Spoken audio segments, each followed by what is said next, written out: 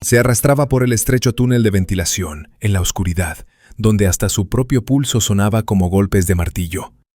Cuando su codo chocó contra algo sólido, pensó, otro remache.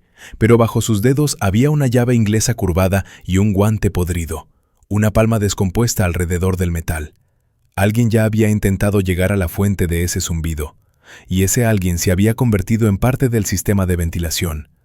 El silencio era producto de un genio ingenieril.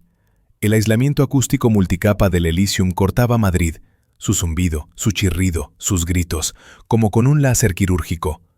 Quedaba el vacío, un vacío estéril en el que Elena Vargas oía el latido de su propio corazón y el susurro de la sangre en sus venas. Pero bajo ese silencio se había instalado algo distinto, no un sonido, su fantasma.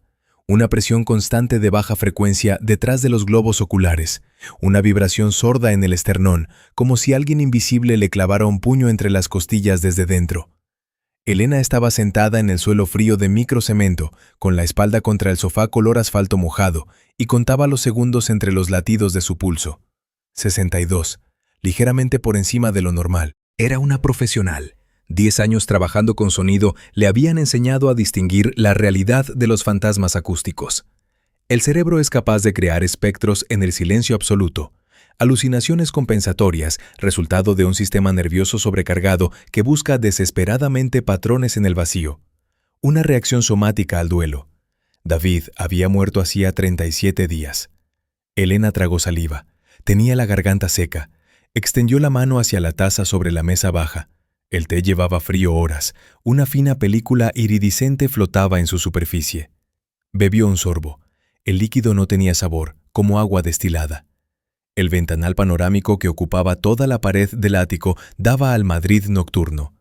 La ciudad se extendía allá abajo, una dispersión de luces frías, como LED en una placa de circuito gigante.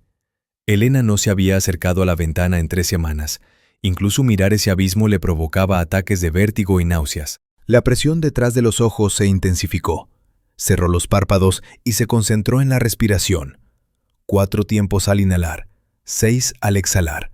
La técnica que le había recomendado el psicoterapeuta al que sus padres habían insistido en enviarla. Anclate en el momento, Elena. Suelta el control. Estupidez. El control era lo único que la mantenía entera. El zumbido continuaba presionando. Implacable, constante. Abrió los ojos y miró hacia el centro del salón, el mausoleo. Una pila de cajas de cartón se alzaba en medio de la geometría estéril del espacio, como una escultura hecha de caos. Las cosas de David. Elena las había empaquetado una semana después del funeral, metódicamente, cuidadosamente, como si clasificara muestras para un archivo. Pinceles, lienzos, pinturas, su ropa de trabajo impregnada del olor a aceite de linaza y aguarrás. Las cajas llevaban aquí 29 días. Las rodeaba en un amplio arco, como si fueran radiactivas. Hoy la presión se había vuelto insoportable. Elena se levantó del suelo. Las rodillas crujieron. Había estado demasiado tiempo en la misma posición. Los pies descalzos tocaban el microcemento frío. Cada paso resonaba en su cráneo con un eco sordo. El aire alrededor de las cajas parecía más denso, viscoso, resistiéndose al movimiento. Se detuvo frente a la caja superior, en el lateral, con la letra amplia de David. Estudio. La caligrafía estaba viva, segura. 5 semanas atrás, él todavía existía. Elena extendió la mano. Los dedos temblaban, un microtemblor apenas perceptible. Se aferró al borde de la cinta de embalaje y la arrancó de un tirón brusco. El chasquido de la cinta fue ensordecedor en el silencio muerto del ático. La tapa cayó hacia atrás. El olor la golpeó en la cara. Aceite de linaza, aguarrás, papel viejo. El olor de David. Elena se quedó inmóvil. Cerró los ojos con fuerza. La respiración se le cortó. 72 latidos por minuto. Cerró la mano izquierda en un puño, escondiendo el pulgar dentro, y presionó. El dolor era un ancla. Entre los pinceles con pintura seca y los tubos arrugados estaba su diario de trabajo. Un molesquín gastado de tapa dura, las esquinas desgastadas por el roce. Elena lo sacó, sosteniéndolo por el borde, como si fuera una prueba en la escena de un crimen. Se sentó en el suelo justo ahí, cruzando las piernas. Lo abrió en la última página. La caligrafía había cambiado. Donde antes había líneas seguras y amplias, ahora había una fina telaraña temblorosa de letras. Las letras se aferraban al papel, como si la mano que las trazaba luchara con cada movimiento. Fecha: 3 días antes de su muerte. El texto era breve. Canta. Bajo, pero constante. Ya no puedo distinguir mis pensamientos de su susurro. Elena releyó la frase. 1 vez, 2 veces, 3. Eso. No siento, no me parece. Eso. Impersonal, externo, hostil. David no estaba describiendo depresión, estaba describiendo un ataque.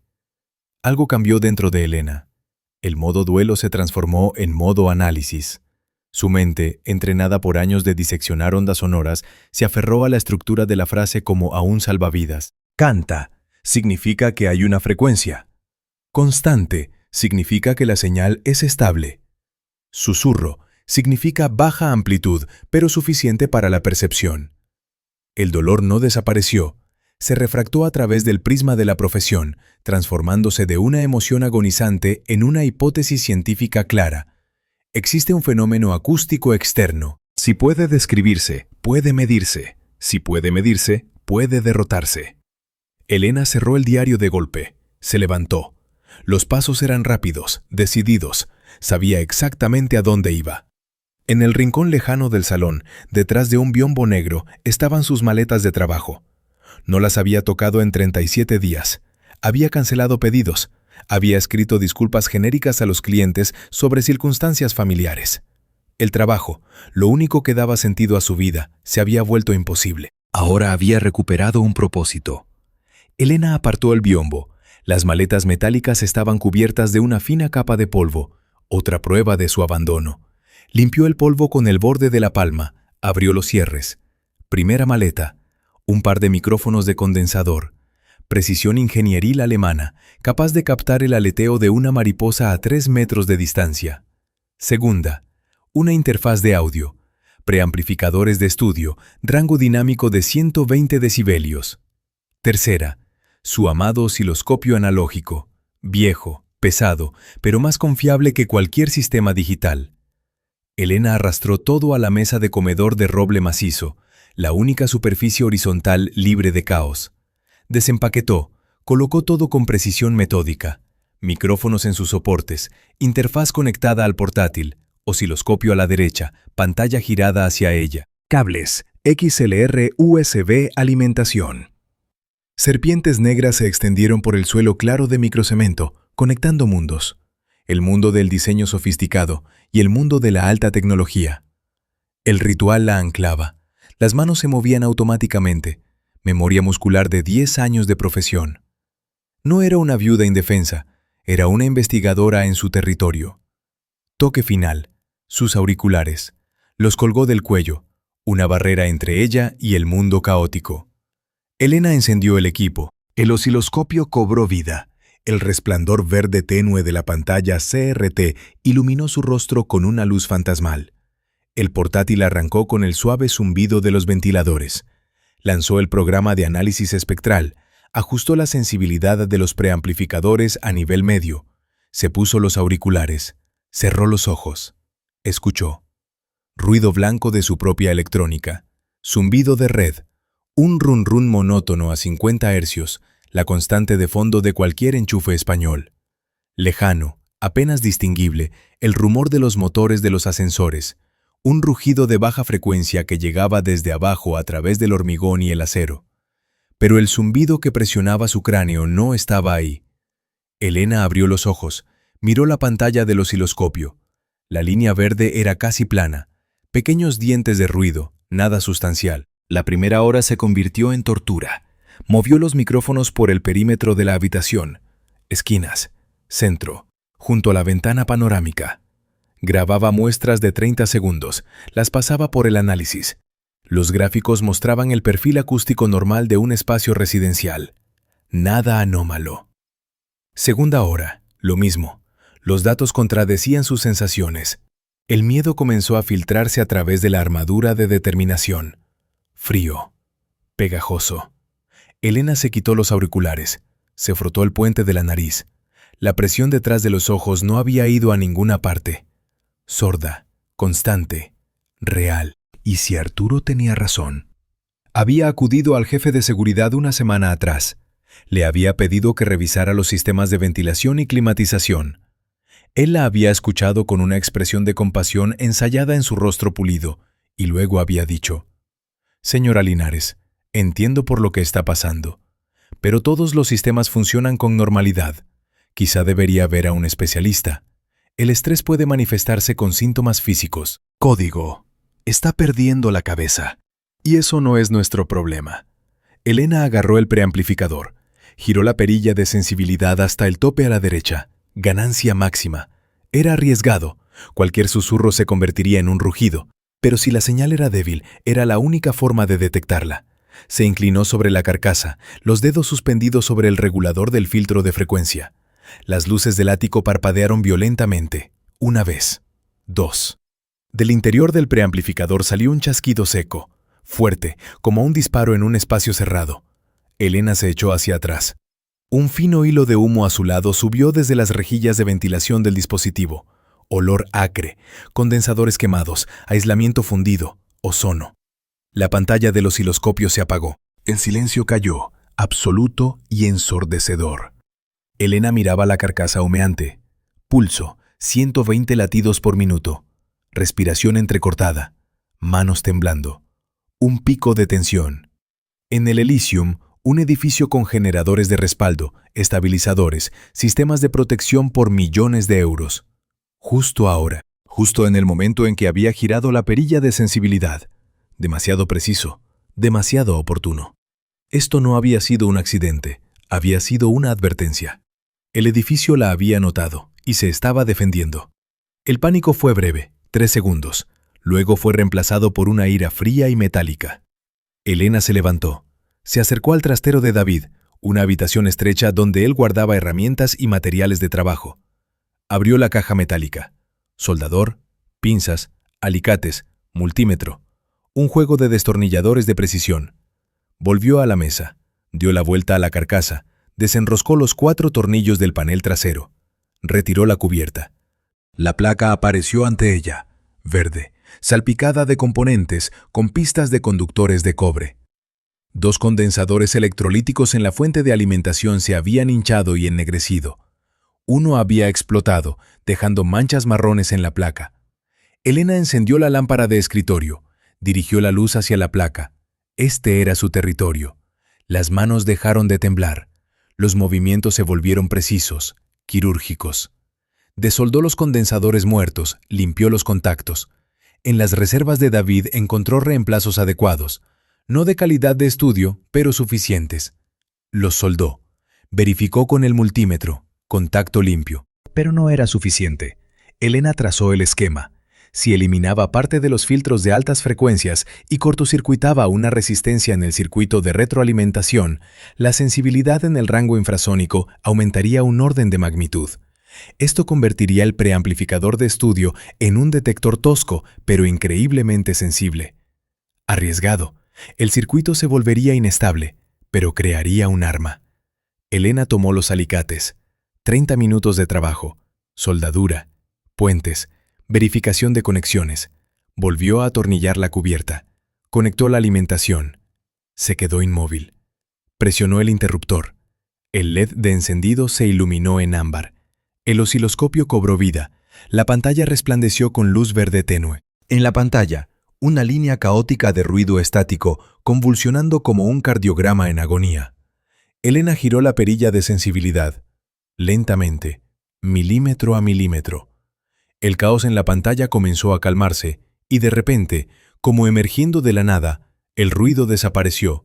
La línea se niveló, se transformó en una sinusoide. Perfecta, lisa, impecable en su fealdad. No temblaba, no oscilaba. Pico, valle, con precisión de metrónomo, ritmo hipnótico. Esto no era un sonido natural, era una señal. Elena miraba la línea verde en la pantalla, la huella visual de su pesadilla, y sentía cómo el triunfo y el horror se desplegaban simultáneamente en su pecho. El fantasma había sido capturado. Era real, y ella veía su rostro. Los dedos temblaban cuando cambió la salida del osciloscopio al portátil. Hizo clic en el icono del programa de análisis espectral. Seleccionó la resolución máxima de frecuencia. Lanzó el procesamiento. La barra de progreso avanzaba con lentitud agónica. 10%. 20. 50. Elena apretó el borde de la mesa. Los nudillos blanquearon. 90%. 100. En la pantalla se desplegó un gráfico. Eje X, frecuencia. Eje Y, amplitud. Y allí, en el borde mismo del rango audible, un pico solitario, 7,1 hercios. Elena dejó de respirar. Su memoria, un catálogo ordenado e indexado por años de formación, arrojó instantáneamente los datos. La frecuencia del miedo coincide con la frecuencia de resonancia de los globos oculares humanos. Al exponerse a infrasonido en esta frecuencia, el globo ocular comienza a vibrar, creando sombras fantasmas en la periferia de la visión en la retina. La sensación de presencia en una habitación vacía. 7 a 9 hercios. El ritmo alfa del cerebro. Estado de reposo ansioso. La frontera entre el sueño y la vigilia, donde las pesadillas se filtran en la realidad. Esta no era una frecuencia aleatoria, era una llave perfectamente ajustada a la cerradura de la percepción humana, un bisturí acústico. Elena se reclinó en el respaldo de la silla. La respiración volvió, inhalaciones cortas, entrecortadas. Las piezas del rompecabezas encajaron en su lugar. La nota de David. Canta. Sus propios síntomas. Presión, ansiedad, sensación de presencia invisible. El ataque del edificio en el momento en que se acercó a la verdad. La frecuencia perfecta. Esto no había sido un fallo del sistema. Esto no había sido su alucinación. Esto había sido un diseño. Alguien, poseedor de los conocimientos más profundos en acústica, psicología, arquitectura, había incorporado intencionalmente un arma invisible en el corazón de este edificio. No para matar rápidamente, para lenta, metódica, dolorosamente diseccionar la mente. Amplificar el miedo y la desesperación hasta que el único escape pareciera un paso hacia el vacío. La ventana del ático a su espalda, un abismo negro, salpicado de luces frías. David había dado ese paso hacía 37 días. Elena se levantó, se acercó al portátil, guardó el gráfico de frecuencia, el espectrograma, el archivo de audio en una memoria USB protegida. Imprimió el gráfico en la impresora, un retrato en blanco y negro del asesino, una sinusoide perfecta en papel. Sus manos estaban tranquilas. Pulso. 64 latidos por minuto. La investigación personal había terminado. Ahora comenzaba la investigación de asesinato. David no había sido víctima de depresión. Había sido víctima de un arma, sofisticada, silenciosa, invisible. Y Elena era la única detective, testigo y experta en este caso. El enemigo había tomado forma. Solo faltaba encontrar a quién lo había creado. La mañana recibió a Elena con una determinación fría, casi metálica. Por primera vez en 38 días se miraba en el espejo del baño no con asco, sino con propósito. Rostro pálido, ojeras oscuras, pómulos más afilados. No intentó ocultar las huellas del deterioro, eran parte de su testimonio. Su arma estaba sobre la mesa del comedor, una carpeta de plástico ordenada. Dentro, el gráfico impreso de la sinusoide perfecta, 3 páginas de conclusiones sobre el efecto psicoacústico de la frecuencia de 7,1 hercios, escrito por ella misma, pero formateado como un informe profesional, y una memoria USB protegida con el archivo de audio del fantasma. No emociones, datos. Elena abrió el armario. Sus dedos se deslizaron por las perchas, descartando sudaderas grises y camisetas suaves. Se detuvieron en un jersey de cachemira negro, regalo de David en su último cumpleaños que nunca se había puesto. La tela era densa, impecable. Se lo puso. Jeans oscuros ajustados, botas de cuero rígidas de tacón bajo. Esto era armadura. Elena recogió su cabello en un moño apretado, sujetándolo con un lápiz. Nada de maquillaje. Los auriculares al cuello, su distintivo, símbolo de su profesión. Se miró en el espejo de cuerpo entero. No una viuda afligida. Una especialista yendo a una reunión importante. Tomó la carpeta de la mesa, escondió la memoria USB en el bolsillo interior, salió del ático. El ascensor de alta velocidad del Elysium era una cápsula para desplazarse entre mundos. Elena presionó el botón de la planta baja. La cabina se lanzó hacia abajo con una aceleración apenas perceptible. mecánica perfecta, diseñada para que los pasajeros no sintieran el movimiento. Tras la pared de cristal del ascensor, los pisos pasaban volando, difuminados en una franja gris y blanca. 40 pisos en 40 segundos. Las puertas se abrieron. El vestíbulo del Elysium la inundó con luz, fría, difusa, perfectamente calibrada. El mármol pulido del suelo reflejaba el techo con iluminación empotrada, creando una ilusión de infinitud. De los altavoces ocultos fluía música suave y relajante, piano minimalista, apenas distinguible. El aire olía a té blanco y algo más. ¿El perfume caro de la conserje? ¿Ventilación ozonizada? Elena cruzó el vestíbulo. Sus pasos eran casi silenciosos. La acústica del vestíbulo estaba diseñada para absorber cualquier sonido brusco. La conserje, una mujer joven con un impecable traje gris, levantó la vista del monitor. Sonrió, profesionalmente. Un asentimiento sin significado. «Buenos días, señora Linares». Elena no respondió. Giró a la derecha, hacia el pasillo de seguridad. Esta fachada perfecta, esta serenidad ostentosa, ahora le parecían siniestras. El edificio no había sido diseñado solo para el confort, había sido diseñado para el ocultamiento. El lujo, camuflaje, escondiendo un corazón oscuro y vibrante. La oficina de Arturo estaba detrás de una puerta de cristal esmerilado con el grabado «Seguridad». Elena llamó. 2 golpes cortos. «Adelante». La voz era suave, acogedora. Ella empujó la puerta. Arturo estaba sentado detrás de su escritorio estérilmente limpio. Un hombre de mediana edad, con un rostro que podría llamarse agradable si no fuera por la expresión de benevolencia ensayada. Cabello bien cuidado con canas, camisa perfectamente planchada. Detrás de él, una pared de monitores transmitiendo imágenes en blanco y negro de las cámaras de vigilancia. Fantasmas silenciosos de personas en ascensores, vestíbulos, estacionamiento. Se levantó. Una sonrisa amplia, acogedora. «Señora Linares, pase por favor, tome asiento». Un gesto con la mano.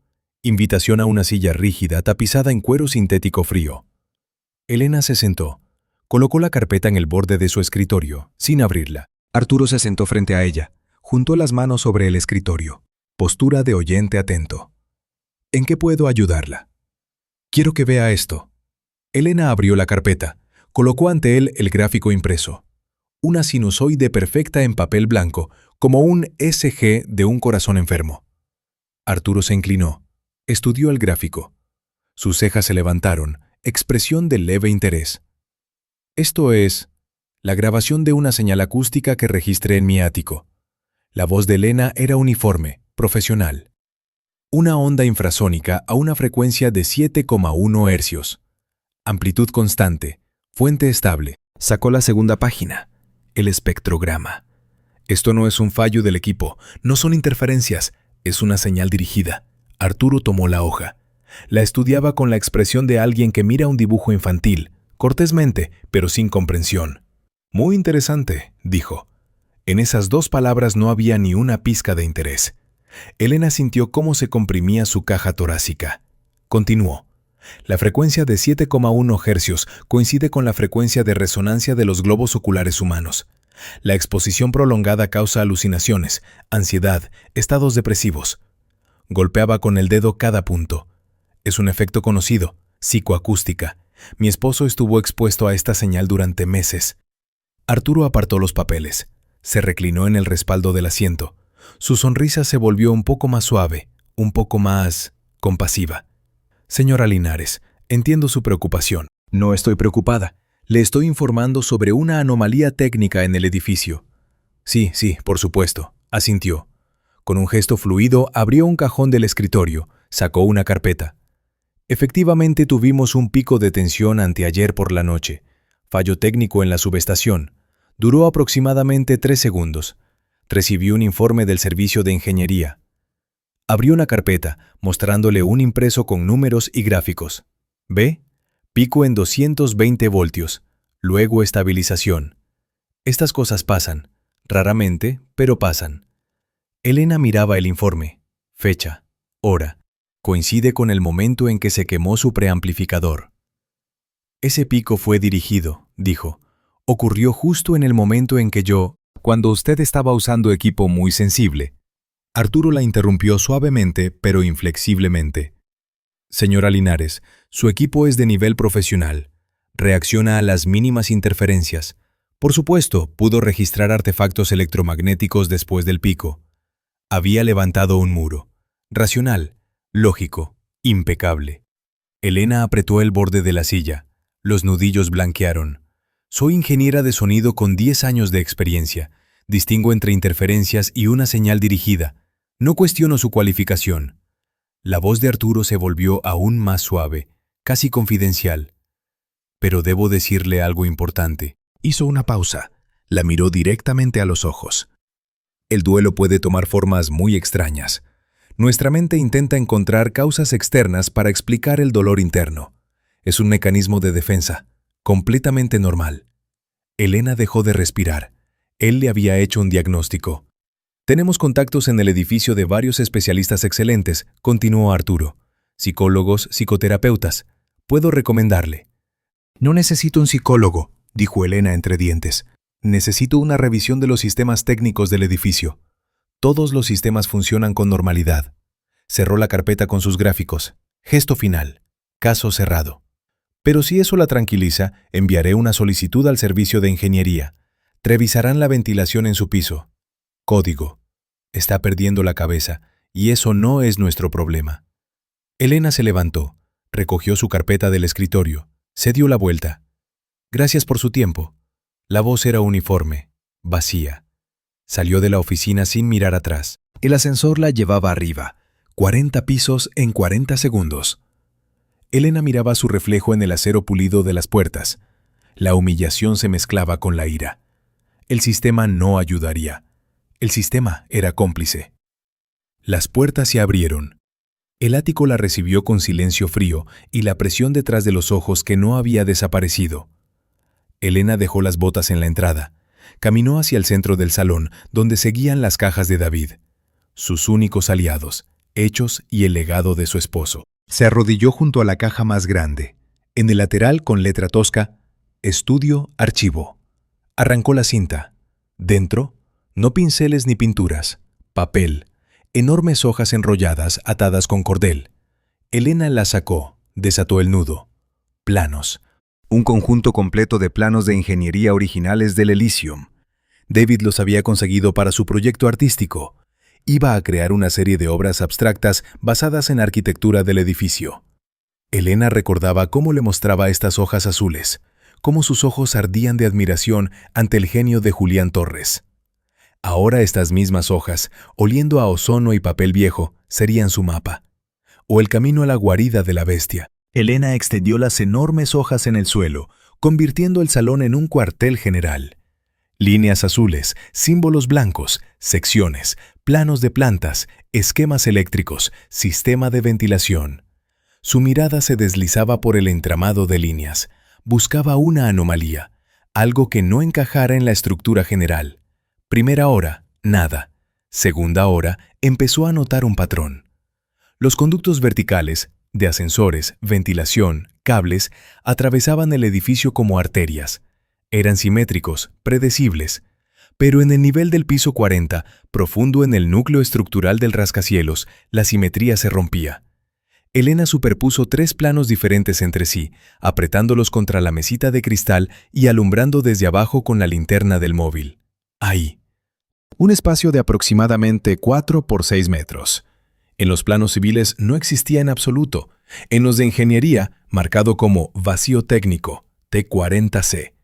Pero hacia ese vacío se extendía un grueso cable de alimentación, un sistema de ventilación separado, aislado, y siguió la fina línea punteada, conexión directa con las columnas portantes del edificio. Esto no era un error de diseño, era un espacio intencionalmente cortado de la realidad, un corazón oculto. Elena se sentó en el suelo, pulso, 90 latidos por minuto. Trazó la ruta. El camino más corto a los conductos verticales pasaba por el pasillo de servicio en su planta. Una puerta discreta a 10 metros del ascensor. Se levantó. Salió del apartamento. La puerta de servicio parecía parte de la pared. La misma pintura gris, el mismo diseño minimalista. Solo una pequeña placa. Personal de servicio. Acceso restringido. Elena acercó su tarjeta llave al lector. Un clic sordo. No ese sonido. El indicador sobre la cerradura se encendió con una luz roja uniforme, sin vida. Acceso denegado. Elena frunció el ceño. Acercó la tarjeta de nuevo. La mantuvo 3 segundos. El mismo resultado. Luz roja. Rechazo. Un frío helado se deslizó por su espalda. Había vivido en el ático 5 años. Esta puerta nunca había estado cerrada para ella. David usaba el pasillo de servicio como atajo hacia el taller en la azotea. ¿Por qué estaba cerrada ahora? Elena pegó el oído a la puerta. Escuchó. Tras el metal frío, un zumbido. Más fuerte que en el apartamento. La vibración pasaba a través de la puerta, resonando en su cráneo. El edificio había percibido su intención y le había cortado el paso. Elena volvió al ático. Se inclinó de nuevo sobre los planos. Las manos temblaban, no de miedo, de adrenalina. Si el edificio había bloqueado la arteria, ella encontraría un capilar. Su dedo siguió las finas líneas punteadas de los conductos de ventilación. Conductos principales, ramificaciones auxiliares. Y ahí, una línea apenas visible discurriendo tras la pared de su propio trastero. Un conducto viejo, auxiliar. Diámetro 60 centímetros. Estrecho, incómodo, posiblemente bloqueado. Pero en el esquema se conectaba con el conducto vertical principal. Esto era una locura, pero era su única oportunidad. Elena se levantó, fue al trastero. El trastero olía a aceite de linaza y aguarrás. Los olores de David la perseguían por todas partes. Estanterías con botes de pintura, pinceles, disolventes. Sus herramientas, cuidadosamente dispuestas en cajas metálicas. La rejilla de ventilación estaba en el rincón del fondo, detrás de la estantería. Elena la movió, tensando los músculos. La estantería se desplazó con un chirrido de protesta. La rejilla, 30 por 30 centímetros. El metal ennegrecido por el tiempo. 4 pernos en las esquinas, cubiertos de óxido. Elena tomó una llave inglesa pesada de la caja. El metal estaba frío en su mano. La aplicó al primer perno. Tiró. No cedía. Se apoyó con todo su peso. Los brazos ardían por el esfuerzo. La llave resbalaba. ¡Mierda! Elena recolocó la llave, usándola como palanca. Apoyó el pie contra la pared. Tiró. El metal gimió. El perno giró. 1 milímetro. Otro. Otro. Cedió. Primer perno desenroscado. El segundo cedió más fácilmente. Tercero. Cuarto. La rejilla cayó al suelo con un estrépito metálico que resonó como un eco en el silencio. Del orificio brotó un olor a frío, polvo y algo más. Ozono. Olor a electrónica en funcionamiento. La oscuridad tras la rejilla era absoluta, densa, casi tangible. Elena miraba el cuadrado negro y sentía cómo dedos helados de claustrofobia le oprimían la garganta. Espacio estrecho, oscuridad, lo desconocido. La entrada a las entrañas mecánicas del monstruo que había matado a su esposo. Sacó el móvil, encendió la linterna. El haz de luz arrancó de la oscuridad la pared metálica del conducto, que se adentraba en una leve pendiente. Elena se tumbó boca abajo, extendió el brazo con el móvil hacia adelante. Inhaló, exhaló. Se introdujo por el orificio. El metal frío se apretó contra sus hombros, contra sus caderas. El espacio apenas permitía moverse. Gateó hacia adelante, impulsándose con las puntas de las botas y los codos. La claustrofobia la cubrió como una ola. El corazón martillaba. La respiración se aceleró. Contó.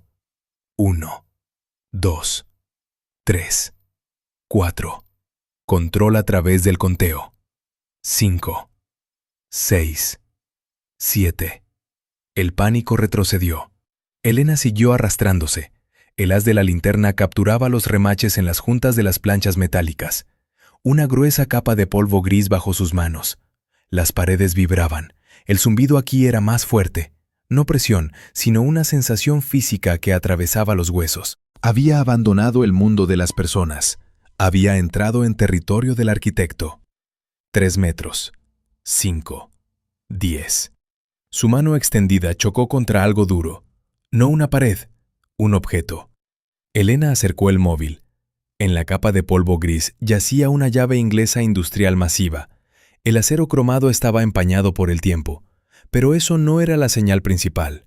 La llave estaba doblada, antinaturalmente, como si lo hubieran usado como palanca contra algo increíblemente resistente, y el metal no hubiera aguantado. Al lado, un guante de trabajo descompuesto. La tela cubierta de moho, podrida por completo.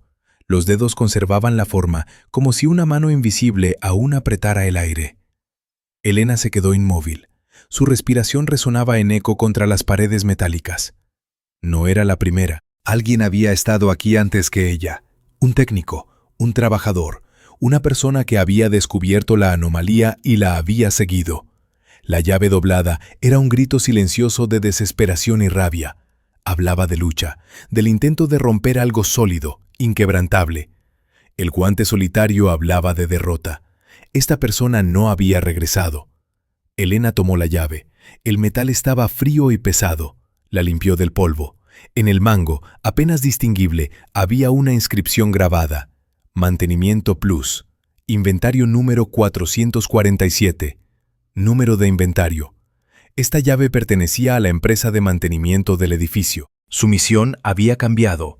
Ya no solo buscaba respuestas a sus preguntas, iba siguiendo el rastro de otra persona, que, posiblemente, había muerto en esta misma oscuridad. La amenaza dejó de ser psicológica, se había vuelto mortal. Elena apretó la llave en su mano y siguió arrastrándose hacia la oscuridad. La llave inglesa doblada en la mano de Elena estaba fría y pesada, un ancla de realidad en la oscuridad claustrofóbica. La apretó con más fuerza, los nudillos blanquearon. El metal era la única prueba de que no era la primera.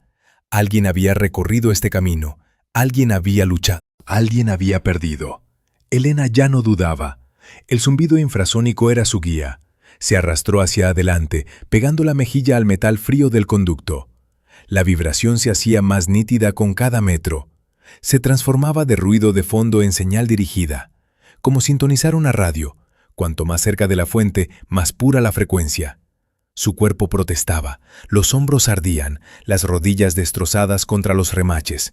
La respiración, entrecortada, áspera en el espacio estrecho, pero la mente permanecía enfocada. Se movía en la oscuridad, guiada por el sonido que había matado a su esposo. 20 metros, 30. La vibración se volvió tan fuerte que los dientes castañeteaban al ritmo de la pulsación. El cráneo resonaba. En los ojos destellaban fosfenos, destellos fantasmas de luz en la periferia visual, síntoma clásico de la exposición a infrasonidos sobre los globos oculares. Elena se detuvo. Adelante, un muro ciego, metal desnudo, ennegrecido por el tiempo. Ni escotilla, ni puerta. La desesperación punzó en el pecho.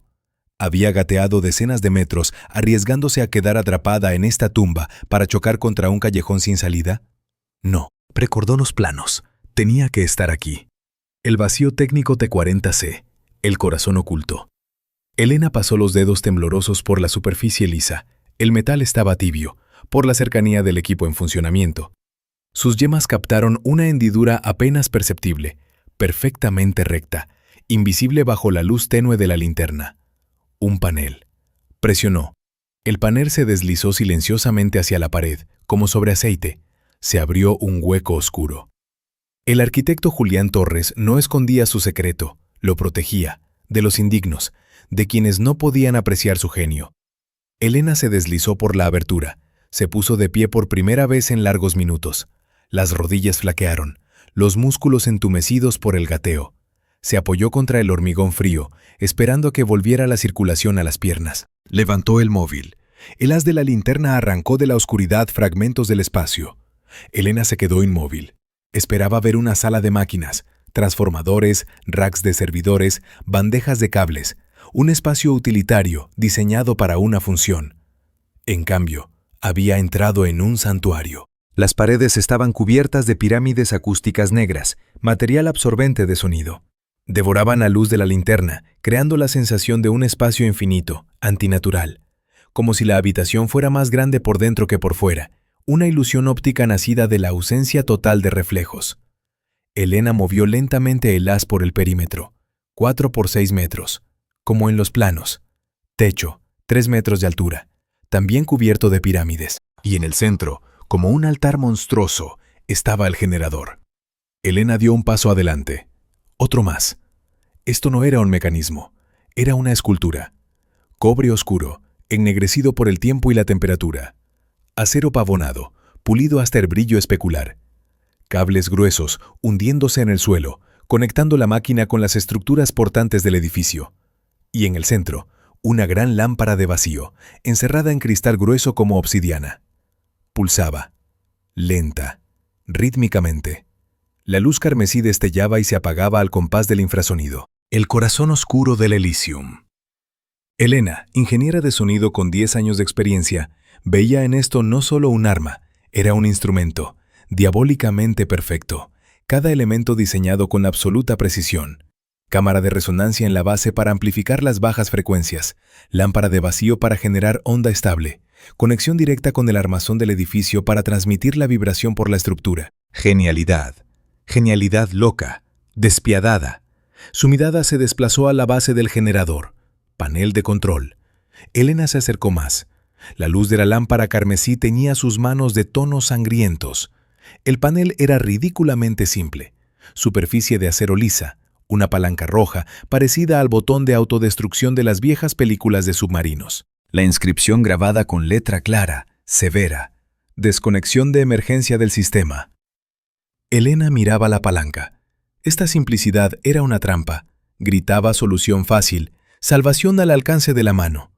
Un tirón y la máquina infernal callaría. El zumbido desaparecería. David sería vengado.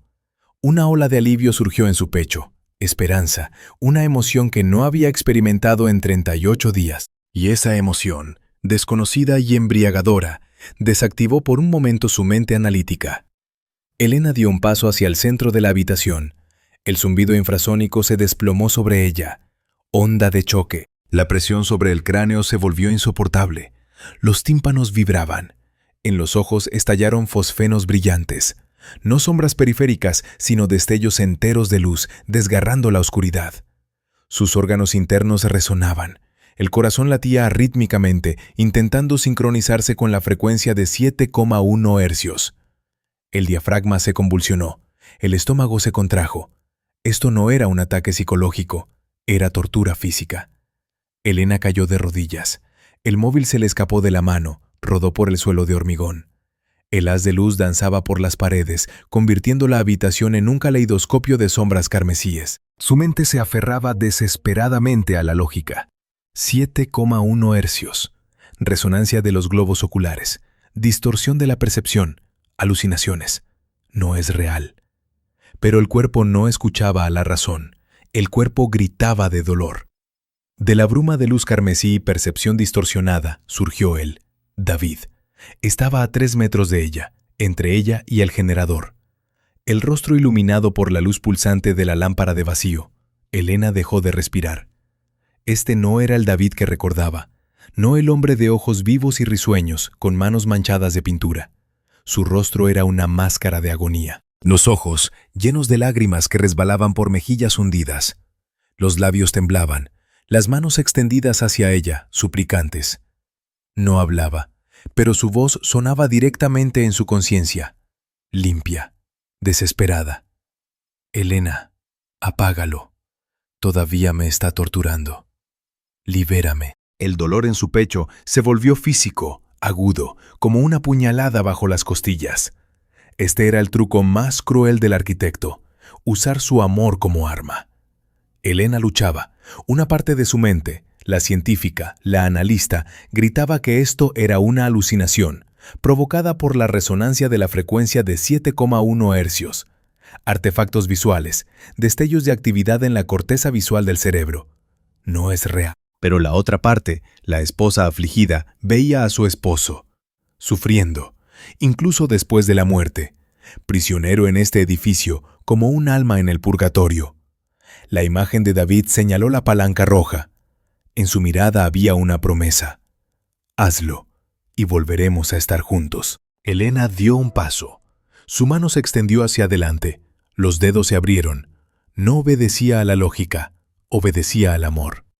Su bota descendió sobre la placa central del suelo frente al generador. Un clic mecánico sordo. No de la máquina, desde arriba. Elena se quedó inmóvil. Del techo cayó con un chirrido ensordecedor una pesada reja de acero.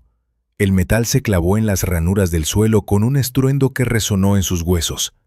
El camino de retirada estaba cortado. La imagen de David se desvaneció, se disolvió en el aire como humo. Elena se dio la vuelta, se lanzó hacia la reja, se agarró a las barras frías, tiró. No cedía. No era una heroína desactivando una bomba, era un ratón en una trampa. De las rejillas de ventilación en el suelo llegó un siseo bajo, casi inaudible bajo el rugido del infrasonido. Elena se quedó inmóvil, escuchó, sin olor, sin humo, sin signos visibles de peligro. Respiró profundamente. Los pulmones no se saciaron. No había suficiente oxígeno. El aire se había vuelto más denso, más pesado, como si hubiera subido a gran altitud. La cabeza le dio vuelta. Dióxido de carbono, sistema de extinción de incendios. Desplazando el oxígeno de la habitación, creando un ambiente donde respirar era imposible. El pánico, agudo, animal, la atravesó. El corazón latía en ritmo frenético, 140 latidos por minuto, 150. Moriría aquí. Se asfixiaría en silencio, como quien había estado aquí antes que ella. La adrenalina le dio un último destello de claridad. Elena se separó de la reja, se dio la vuelta, inspeccionó su tumba. Paredes negras, impenetrables, reja de acero, cerrada, generador, pulsante, invulnerable. Tenía que romper algo. Su mirada recorría frenéticamente la habitación, buscando un arma, una herramienta, cualquier cosa. Y allí, en el rincón, en la sombra más densa detrás del generador, vio una silueta familiar. La llave inglesa doblada, su hallazgo casual en el conducto. Yacía ahí, como esperándola. Elena se lanzó hacia ella, tropezó, cayó de rodillas, golpeó contra el suelo de hormigón. El dolor estalló en las rótulas. No importaba. Gateó hacia adelante, extendió la mano. Los dedos encontraron acero frío, pero bajo la llave, algo más. Frágil, quebradizo. Elena agarró el móvil del suelo, acercó el haz tembloroso de la linterna y vio. No era solo acero sobre hormigón, era una llave en la mano de alguien. Una mano de la que solo quedaban huesos finos y amarillentos de falanges. Los dedos aún apretaban el metal en un agarre póstumo. El horror psicológico se transformó en miedo primitivo, miedo a la muerte física. Elena retrocedió. El haz de la linterna se deslizó más arriba por la pared. En el rincón, apoyado contra las pirámides acústicas negras, estaba sentado un esqueleto. Restos de uniforme azul, descompuesto, cubierto de moho, colgaban de las costillas. Un parche en el pecho apenas distinguible. Mantenimiento plus. El cráneo echado hacia atrás. Cuencas vacías mirando al techo. La mandíbula entreabierta en un grito eterno y silencioso. Era él. Restos de uniforme azul, descompuesto, cubierto de moho, colgaban de las costillas. Un parche en el pecho apenas distinguible. Mantenimiento plus. El cráneo echado hacia atrás. Cuencas vacías mirando al techo. La mandíbula entreabierta en un grito eterno y silencioso. Era él. A centímetros del arma que podría haberlo salvado. Elena miraba el esqueleto, y una verdad terrible cayó sobre ella. Esto no era solo una trampa, era un ritual. Julián Torres, arquitecto del Elysium, no había creado simplemente un arma, había creado un altar. Un lugar donde los curiosos, los inteligentes, quienes se atrevían a penetrar en su sancta sanctorum, eran sacrificados a su filosofía. La forma determina la función. Esta habitación no había sido diseñada para proteger el generador, había sido diseñada para matar a quienes lo encontraran, y Elena era la siguiente víctima. La respiración se volvió superficial, acelerada. Los pulmones buscaban desesperadamente oxígeno en el aire saturado de dióxido de carbono. El mareo se intensificó. La visión comenzó a estrecharse en los bordes. Efecto túnel, primer signo de hipoxia. Le quedaban 2 minutos, quizá 3. Elena agarró la llave, la arrancó del agarre esquelético del muerto. La mano se desmoronó en polvo. El metal era pesado, doblado, deformado por intentos desesperados de romper algo increíblemente resistente. Su predecesor había intentado destrozar el panel de control y había perdido. Elena se puso de pie, tambaleándose. El mundo giraba a su alrededor. La luz carmesí pulsaba al ritmo de su corazón. Miró la palanca roja. Desconexión de emergencia del sistema. El arquitecto era un genio. Entendía la psicología de la desesperación. El panel era cebo, un objetivo obvio, aquello en lo que una persona moribunda invertiría sus últimas fuerzas. Pero no era el corazón de la máquina. Elena levantó la vista hacia el generador, hacia la lámpara de vacío pulsante, hacia la cámara de resonancia en la base. El corazón no era el panel de control. El corazón era la cámara de resonancia central. Romperla significaría silenciar la máquina. Elena aferró la llave con ambas manos, la alzó por encima de la cabeza, tomó una bocanada profunda de aire, la última inhalación plena que sus pulmones le permitían, y golpeó. Con toda la fuerza de la desesperación, con toda la rabia de 38 días de duelo, con todo el amor por el hombre al que aquella máquina había matado. El metal se estrelló contra el cristal de la cámara de resonancia con un chasquido ensordecedor, y el mundo explotó en silencio. Elena miró el esqueleto, y el tiempo se detuvo. No era solo un conjunto de huesos en un uniforme podrido, era su futuro. En una hora, tal vez dos. Un cráneo blanco, echado hacia atrás en un grito eterno y mudo. Cuencas vacías mirando al techo, esperando un rescate que nunca llegaría. El aire aplastaba sus pulmones. Cada respiración, un esfuerzo inútil. El oxígeno disminuía con cada segundo. El dióxido de carbono llenaba la habitación, invisible, silencioso, absolutamente implacable. La alucinación de David estaba a su lado. Su rostro ya no suplicaba, era un espejo de su propia desesperación. Vacío, condenado. En ese momento Elena reconoció la superioridad intelectual de Julián Torres. El arquitecto había creado la trampa perfecta, no para el cuerpo, para la mente. Cada elemento pensado con precisión quirúrgica. El cebo en forma de solución simple, la trampa para quienes se atrevieran a buscar la verdad. Y la lección final, no eres salvadora, eres un espécimen. Había llegado hasta el final solo para convertirse en la prueba definitiva de su teoría sobre la fragilidad humana. En el fondo de aquel pozo de desesperación nació algo nuevo. No miedo, no dolor, rabia, pura, fría, luminosa. No era la rabia de una víctima, sino la de una especialista superada por un adversario más hábil.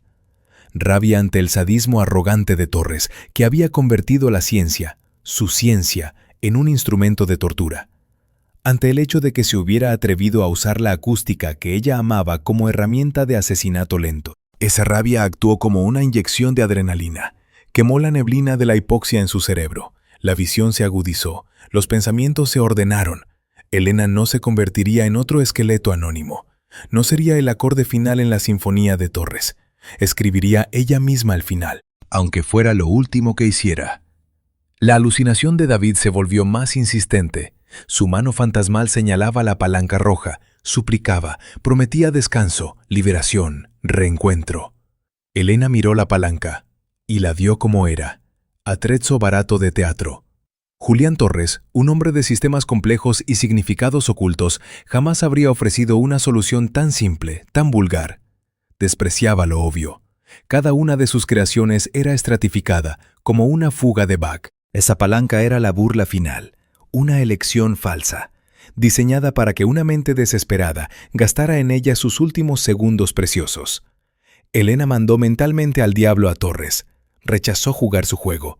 Se obligó a ignorar la asfixia, a ignorar al fantasma. Miró el generador. Su cerebro cambió al modo profesional. Aquello no era una máquina infernal, era un dispositivo acústico complejo, un conjunto de componentes, cada uno con una función precisa. Elena siguió el recorrido de la señal. Cables de alimentación que nutrían transformadores. Transformadores creando campo magnético en las bobinas. Bobinas generando vibración.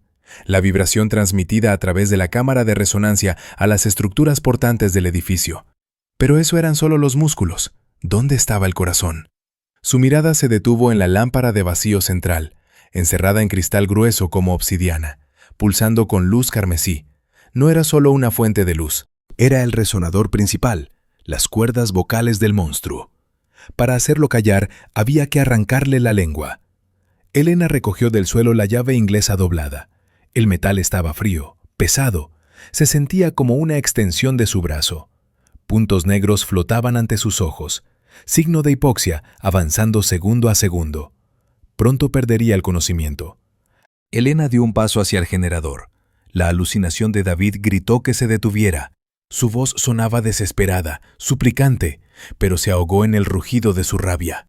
Alzó el brazo, volcó en ese golpe todo su dolor, todo su amor por David, todo su desprecio por Torres.